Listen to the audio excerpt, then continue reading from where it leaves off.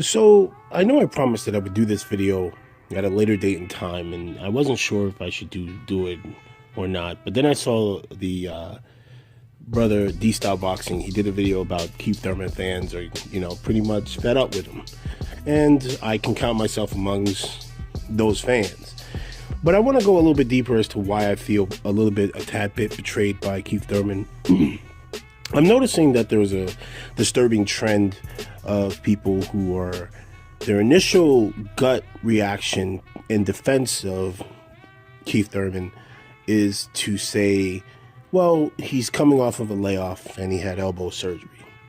And I want to try to move away from his opponent to focusing on how he has conducted himself. Now, it's going to be a bit of a challenge because I know that, again, boxing is an emotional sport and you can become emotionally invested in it. And listen, if you're a Keith Thurman fan like I am, and let's say you're one of those Keith Thurman fans who are a little bit on the fanatical end, you're going to be upset by what I have to say. But try to just hear me out. I understand fighters getting injured, having surgery, coming off of layoffs, getting a light touch, working their way back into the game in the fold. What my gripe has always been with Keith Thurman when it pertains to the discussion of Earl Spence Jr., it is how he has conducted himself. If we look at how Keith Thurman conducted himself prior to facing Sean Porter and Danny Garcia, there was a inevitable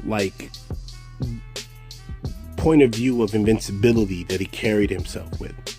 He was very calm and collective, even antagonized and talked to other welterweights in the division with such verve that he actually carried himself as if he had already been undisputed at welterweight. I remember, one of the things that I can go back to, one of my favorite videos ever of Keith Thurman is where Keith Thurman is in the post-fight of one of his fights, and Paulie Malignaggi, he had just won, and Paulie Malignaggi is in the back on his phone tweeting, and that was one of the best verbal spats going back and forth. And I remember sitting up just saying, man, this guy has the swag, he has the punching power, he has the boxing IQ from what I've seen in the ring. This guy, he's going to be a force to be reckoned with at 147. And the moment Earl Spence Jr. and Floyd Mayweather started to kind of put the pressure on Keith Thurman and say, oh, wait a minute, you're not the only boogeyman in the welterweight division. Now, currently at that time, Floyd Mayweather was still fighting.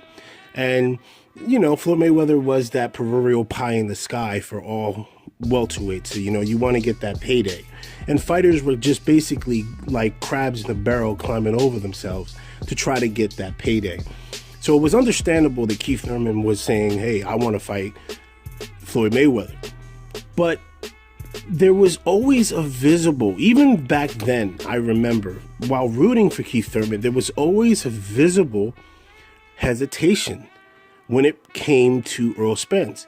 I remember it when, reporters would ask him questions. He would be, I can kid you not, his train of thought was, he was very detailed in his descriptions about what he wanted to do, the path he had laid out to becoming undisputed at 147.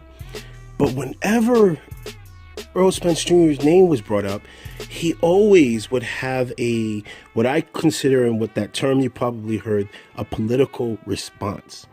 And a political response is something where you filibuster. And for those who don't know what filibustering is, basically you're biding out time to change the subject so that it gets off the original question. And he would do this time and time and time again. Now, at that time, he had other excuses that were legitimate. He had other fighters and challenges. He had to step up in competition. So here's a relatively unknown guy to the masses in Earl Spence Jr. We're not talking about the really deep-seated underground boxing fans who, let me tell you something, this man has unbelievable momentum in the underground boxing fan base. You know, people who have been watching the sparring matches with Earl Spence. And I'm pretty sure, like in all boxing gyms, word got around, and Earl Spence's team had to have been putting it out there that they wanted Keith Thurman, and it had to have gotten back to Keith Thurman on some tip before the media gone onto it. But it just kept making me think to myself, why is he doing this? And even then, I wanted to fight it, and I had a little bit back and forth with one of the LDBC members and Black Fight Fan TV. I mean, this guy, he is one of the most thorough boxing channels out there. And me and him, he would take a little jab at Keith Thurman, call him Ponytail, and so on and so forth, all in good fun. And I would take a jab and say, nah, my boy Keith Thurman ain't afraid of Earl Spence. And, I think a little bit deep down inside, I knew that there was something amiss with how Keith Thurman was conducting himself. See, I'm okay with fighters saying, listen, let's fight 2-3 fights down the road. But posture, act with pride, be that lion that you claimed you were when you stormed into the division. And again, I know that this is going to upset a lot of maybe on the really extreme Keith Thurman fans who feel like he's above criticism, but no fighter is. And I would be doing Keith Thurman an injustice if I didn't criticize how he has conducted himself. I'm not talking about in the ring. I'm not talking about the injury. I'm talking about how he has conducted himself when it pertains to even being asked a question about Earl Spence. That's my focus. That's why he has disappointed me. That is why I've said he has, or at least it kind of appears at this moment, he's lost that fire in his belly. Remember, I implore anybody who may listen to this, don't get overly emotional. Look at it from that standpoint. There is a visible difference in how he has carried himself. And it is very disappointing. It's very disheartening because we just got a new challenger in the 147 division in Terrence Bud Crawford. If you're acting this way with Spence, let's say Terrence Bud Crawford's debut at 147 is immaculate. And then he goes on to his next fight and he fights and it's even better. What now? You know what I mean? Keith Thurman, you're not supposed to be in any division when there can only be 2 Titans challenge for the number 1 spot. Eventually, everybody else falls to the wayside and everybody else is just considered a part of the master plan for the 2 top dogs. Look at the heavyweight division.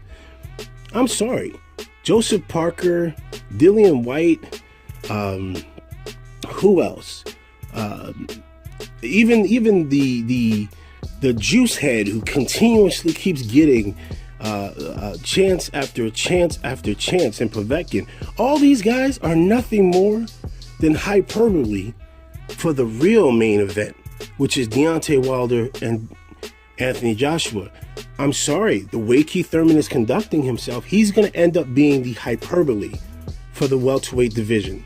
If he allows Terrence Bud Crawford to come in and punk the rest of one half of the division, and then you have Earl Spence Jr., who's already got the other half of the division punked, then you no longer become relevant or being looked at as a legitimate threat to become undisputed. You become just a stepping stone for these 2 fighters. And that's my disappointment.